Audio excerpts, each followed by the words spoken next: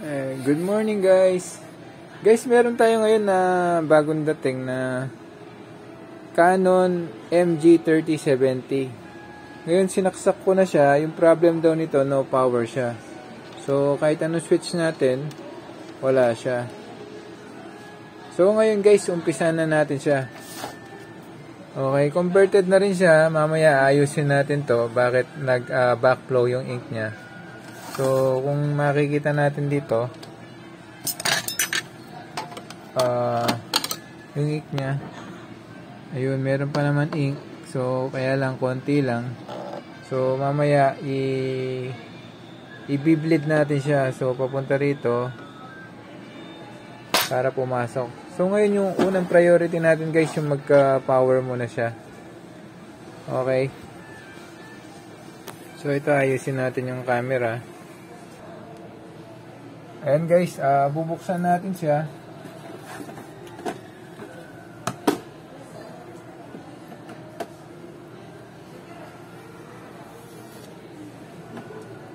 Dito may tornilyo siya sa magkabila.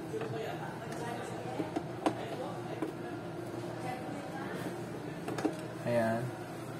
Tapos guys, yung pagbubukas nito ganito. So, itataas nyo siya. Tapos dito.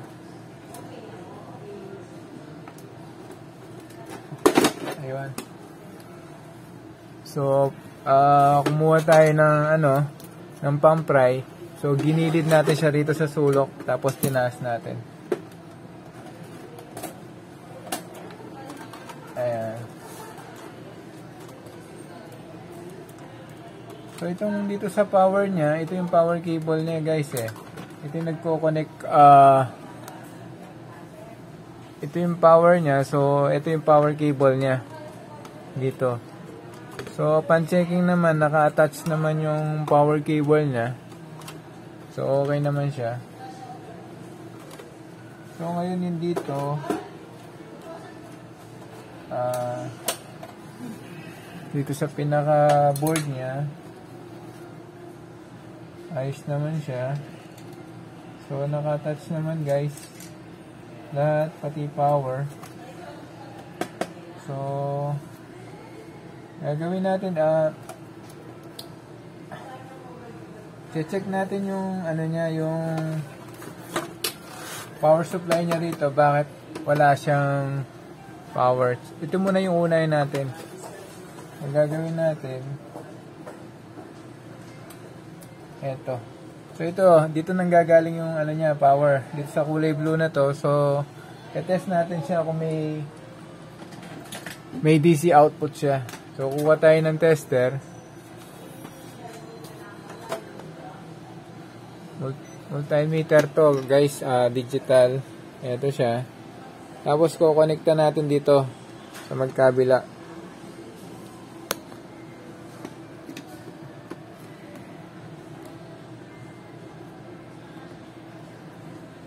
So, i-input natin siya sa DC volts. Lalagay natin to. Tapos, tetest natin siya. So, wala nga siya, guys. Walang pumapasok na power sa kanya. So, probably, yung sira nito, power supply, guys. So, tatanggalin ko muna. So, i-check ko siya rito sa labas. Ayan.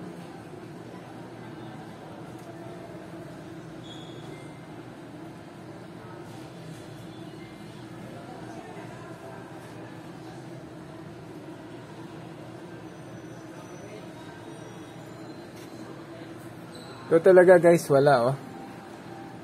So, chinek ko siya. Chinek ko na yung dalawa nito, wala talaga.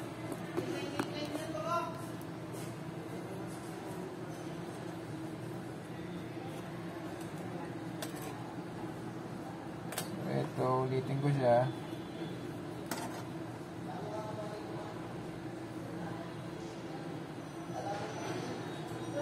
Guys, pasensya na kanina. So ito, ayun, tinusok ko na yung dalawang niya, output niya, wala pa rin. Wala siyang lumalabas na voltahe. Dapat to meron siyang 42 something volts, guys. So ngayon guys, yung ano natin ganyan, yung power supply niya.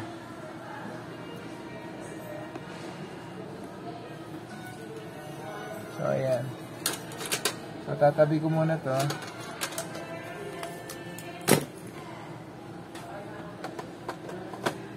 Check ko muna yung power cable nito guys, kung meron yung mismong sa outlet. So yung power niya. So tetest natin siya, kailangan nasa AC. So AC, itinutin mo siya. Guys, dahan-dahan baka makakuryente kayo. So ito, yung ano niya, AC niya guys, meron siyang 220, 219 volts. So okay siya. So ngayon ito, pag in-input natin sa power supply niya, wala talaga.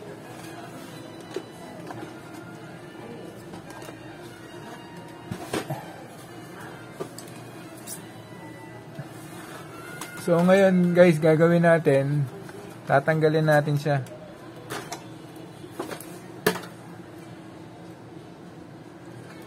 So ito, sasarado ko muna para maski i-flip natin, hindi matapon yung mga ink niya.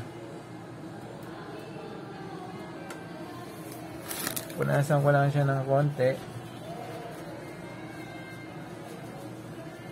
Lalagyan ko siya ng takip. Yun.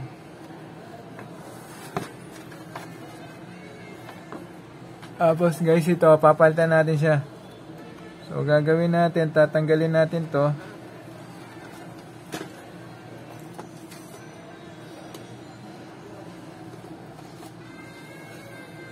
So para matanggal natin to, kailangan natin tanggalin muna yung board niya. O kaya guys, ito na lang, tingnan ko kung pwede natin siyang i-pull out dito sa labas. Bago ko muna kung may shortcut siya.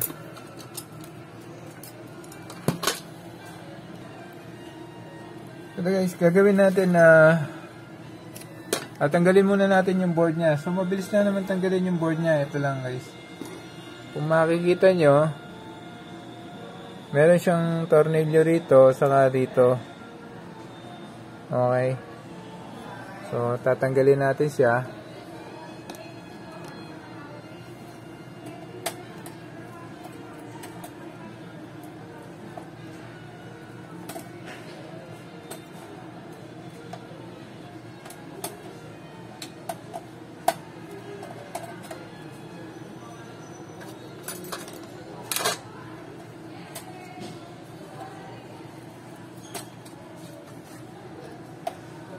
So itong mga flex guys, madali lang naman to. So hindi naman sila magkakasinlaki. So madali lang tandaan kung saan nyo tatanggalin yung mga flex nya. So ayan, natanggal na natin yung board nya.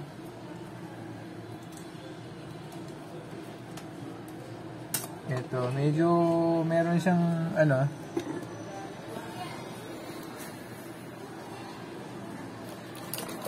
ito guys, gagawin natin, itong blue na to, paluluwagin natin yan. Ayun. So yun, pinull out ko na guys, ito, binunot ko na. Okay.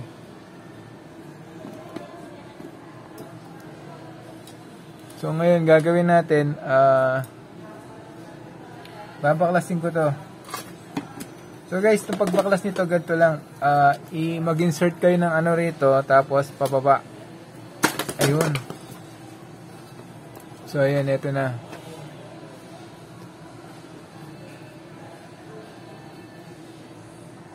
So ngayon, gagawin natin, kung makikita nyo, lalagyan natin siya ng power, 220 volts. Tapos yung labas dapat nito, meron siyang 30 o 240 volts guys. So, pag tinest natin siya, so, gamit ito. So, guys, ayan. Tapos, test natin siya through DC volts. So, naka-DC tayo. Ito, DC.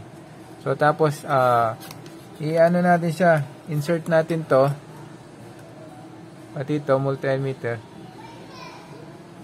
So, wala siya guys, wala siya lumalabas. Okay. So, ngayon, kukuha tayo ng pang-replace nito. Hanap lang ako sandali guys,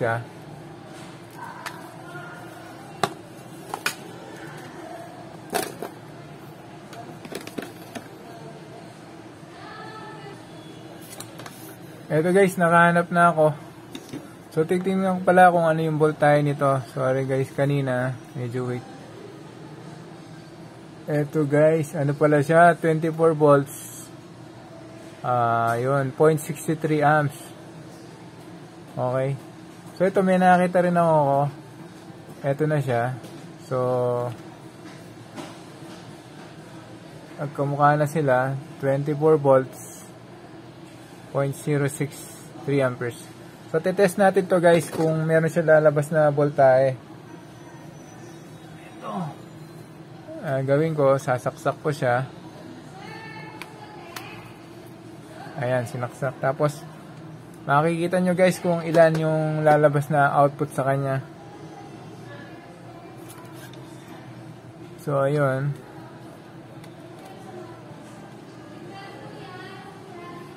Tetest ko siya. So, yun guys. So, nakakita nyo, 24 volts. Okay. So, ito yung talaga yung naging problema niya. Power supply. So, gagawin natin, i-assemble na natin siya.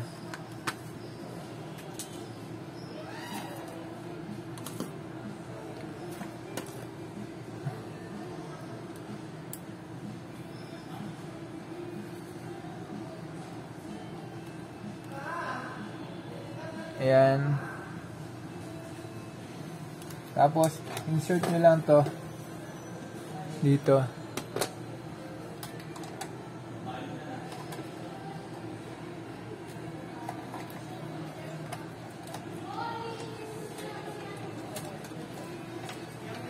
Ayun. Bali, in-insert ko siya rito. Tapos, lalabas siya rito sa gilid guys. Itong pinaka cable ng power supply. Okay. Tapos, ito na. Kakabit natin siya.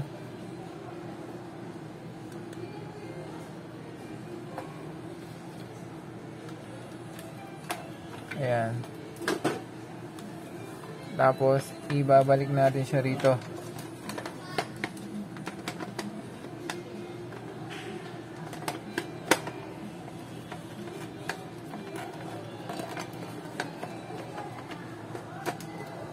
Yun. Ayan. Tapos guys, para hindi mahulog, pansamantala, lagyan nyo muna siya ng tape.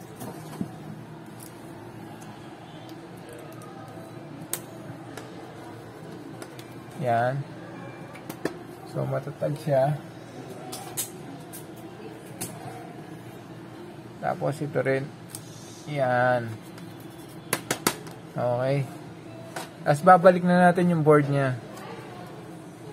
So, yung board ng 3070S na Canon, guys. Ganito lang kalaki, oh. Sobrang liit lang. Tapos, ganito.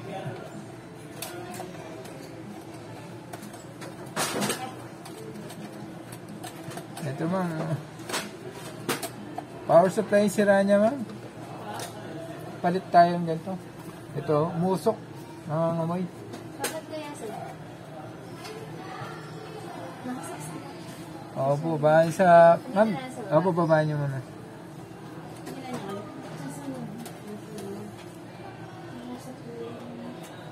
Pag inamoy niyo si ma'am, pag inamoy niyo sa niya, gilid niya meron.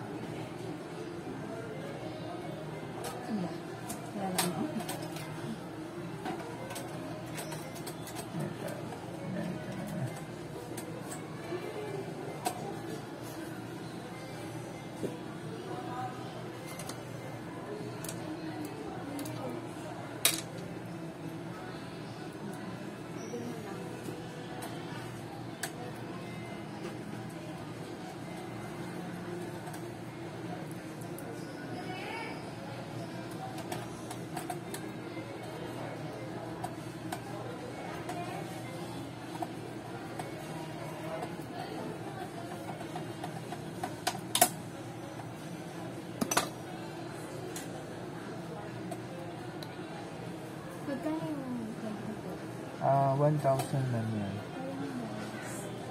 Kasama na yung repair natin para i-bleed natin tapos pupuntahin natin yung ink dito. Yung ano pala, sir, yung dun sa isa dito, so anong kulay yun? Kulay blue yata. Yung parang gel, ano? Ah, Parang siyang silicone. Oo. Ano ba yan? na paano? Yung Nasira. Kaya siguro siya lagi bumabalik. Sige, check. May additional lang yun, ma'am, na 50 pesos yun, yung silicone niya. Yung maliit na. Oo. Nakakabit natin siya. Sige, paghanap na lang ito na slightly use, libre na lang. Sige. Kasi in-order yun, medyo may ano pa eh. Kailangan marami yan pag in-order tapos hindi ka maka-order ng isa. Ay, anong pangalan mo? Alin? Yung maliit na yun. Ah. Parang ganito. Parang ano lang siya, sakit kasi yun kasama na yung sa mga CIS kit na mga gamit talaga. Oo, yung holes. So ito na, nakakabit na natin siya. Ito na lang.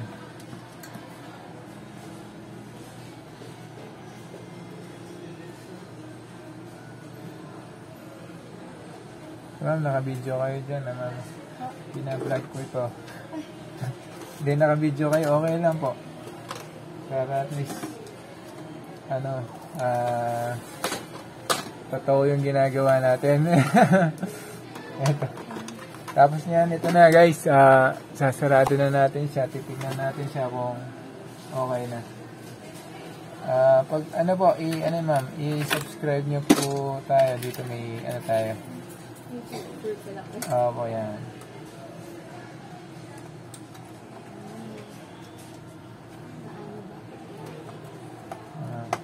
Kung masisearch niyo na po ngayon, ma'am, pwede rin. Pwede niyo na rin i-subscribe ngayon. Tapos i-upload po tong ano, yung printer nyo. Guys, tingnan natin kung gagana siya.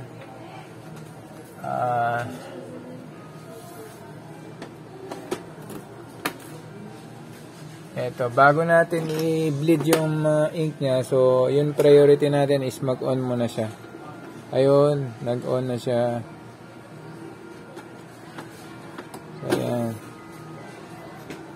So, ayan, normal na siya. So, next step tayo, yung sa mga, ano naman niya, hose niya. So, paggawa naman ito, ganito. So, gagawin ko, i-close ko muna tong board niya.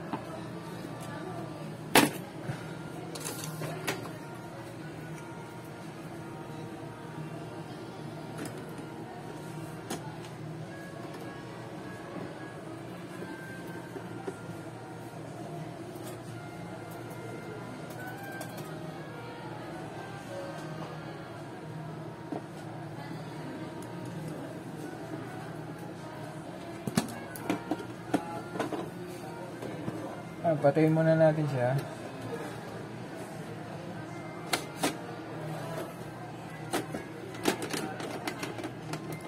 Tapos hihilayin nyo to.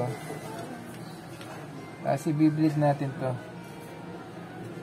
So sabi ni ma'am, sira yung ano niya. So check lang natin. Kuha ako ng pambleed.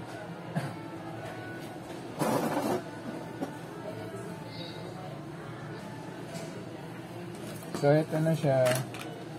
Tapos, i-bleed natin to para hilahin natin yung mga ink niya.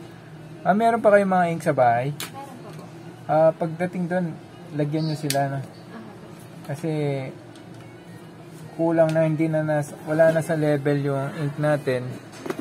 So, ngayon gagawin natin, bubuksan natin to.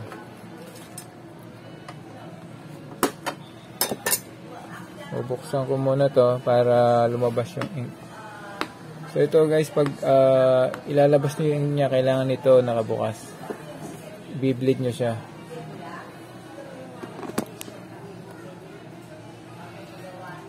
Ma'am, yung ano nyo, yung laptop nyo, ongoing po siya na.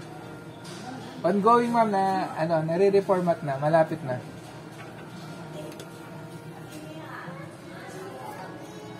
Ito, tapos i-bleed natin siya. Ayun, lumabas na yung black niya.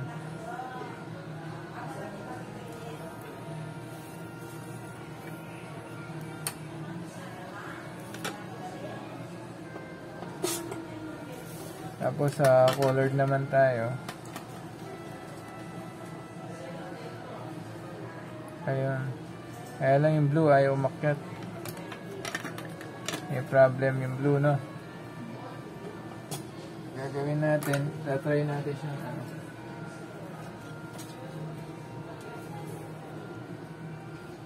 Sumisingaw siya.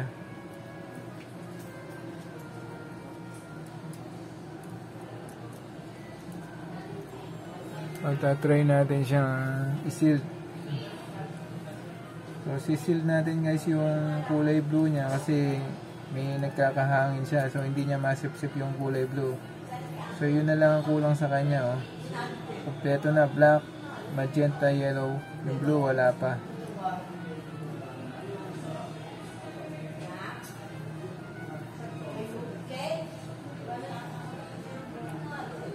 So, ito, gagamit kayo ng glue stick, guys, para ma-seal nyo yung butas niya. Para walang lumabas o pumasok na hangin.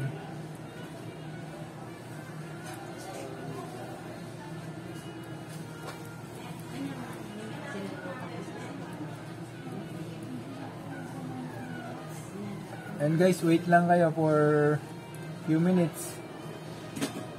Matatapos na siya. So, ipo-forward ko na lang siya. Eto guys, na-bleed na natin yung blue niya. So, lumabas na lahat ng kulay niya.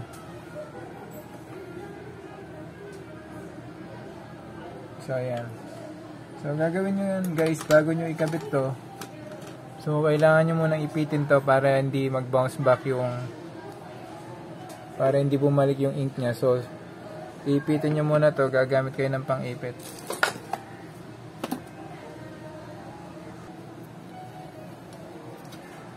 So, ito siya. Ayan. So, pag naipit nyo na siya, babalik na natin to.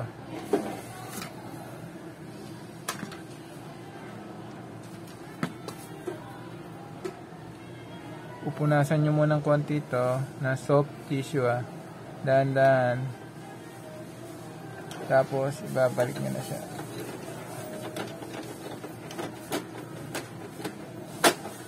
Ito guys. Guys, ito ganito, nagko-convert din tayo ng mga printer ng ganito. Ito, useful to guys, para hindi na kayo bili ng cartridge. So, ito naka-convert na siya. Yan. So, after nyo siya na-insert na sa loob, so, pwede nyo nang tanggalin yung ipit nito rito. Yan. Tapos, o-on na natin siya. Tapos, test print natin siya. Dito guys. Ito guys, nag-normal na siya. So, gagawin natin magte-test print tayo. Lalagay tayo ng papel. Tapos, tatanggalin na natin itong lock niya rito. Ito, yung pang-ipit natin para umagos na yung ink niya. So, yan gagawin natin. Pag test print guys, ganito gagawin nyo. Long press nyo to. Tapos, maghintay kayo 1 blink dito. Long press. Yun, 1 blink. Okay. Tapos, wait natin siya. Ayan na, malapit na. Ayan guys, okay na siya. So, magte-test print siya niyan. So, makikita natin yung result. So, yun. So, ito lumabas na yung result niya. So, meron na siyang black, blue, magenta, saka yellow. Ito ma'am, gamitin nyo na lang gamitin para mag-okay siya, no? Maalis niya pag katagalan na paggamit nyo. Minsan kasi pag nahinto o hindi nyo nagamit, doon nagkakaproblema yung pinaka-cartridge niya, no? Sige guys, eto guys, tapos na tayo. Please subscribe tayo guys. Thank you.